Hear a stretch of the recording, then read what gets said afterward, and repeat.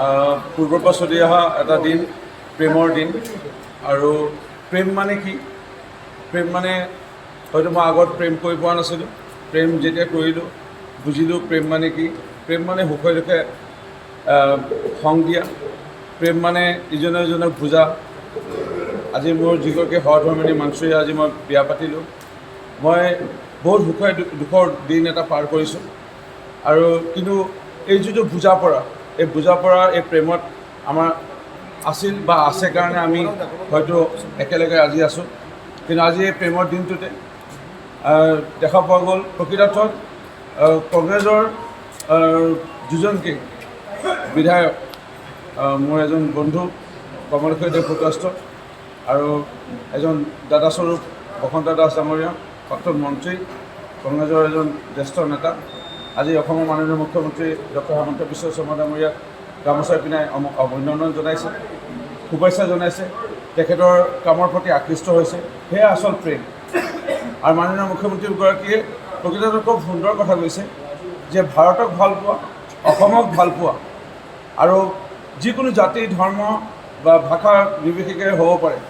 এদিন নহ'লে এদিন ভাৰতীয় জনতা পাৰ্টী দলত চামিল হ'বই লাগিব বা যোগ হ'বই লাগিব। আজি এটা প্ৰতিফলন আমি দেখা পালোঁ। মই খুবেই আনন্দিত।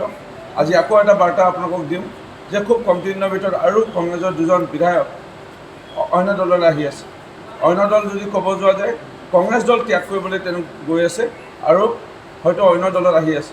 হয়, সেয়া দল হ'ব পাৰে ভাৰতীয় জনতা পাৰ্টী, সেই দল হ'ব পাৰে অসম গণ পৰিষদ, সেই দল হ'ব পাৰে UPPL। আমাৰ ভাৰতীয় জনতা পাৰ্টীৰ মিত্ৰ গোষ্ঠীতে লগতে তেওঁলোকে থকা এটা মন মিলিছে।